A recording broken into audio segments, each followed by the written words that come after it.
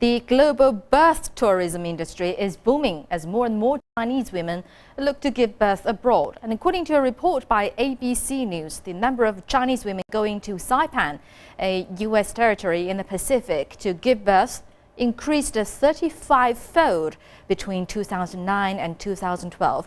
In 2012, a staggering 71% of all births in Saipan were to Chinese women who gave birth to 282 babies. And according to the U.S. National Center for Maternal and Infant Health, a number of Chinese women who went to the U.S. to give birth was 4,200 in 2008 and 5,000 in 2010. And in 2012, that number had skyrocketed to over 10,000. Well, the temptation of getting U.S. citizenship for their children is high among Chinese women.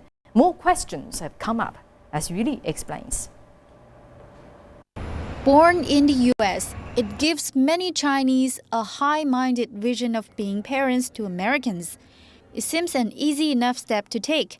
Just type "give birth in the U.S." in a searching engine, and up pops the phone numbers of more than 10 agencies ready to help Chinese women give birth in the U.S., making their child an instant citizen. Yet some parents who give their child foreign citizenship by birthing them abroad find that an unexpected reality when they bring their infant back to China.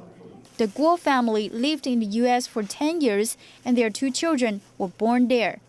Now, back in Beijing, they've discovered their children's citizenship to be costly burden.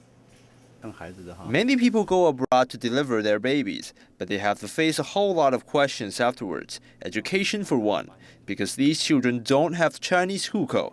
That is an issue that will trouble their parents for at least 18 years. Guo's daughter Guo Meiqian is in primary school.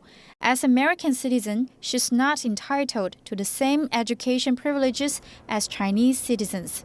The Guos have chosen to send her to an expensive international school far from where they live.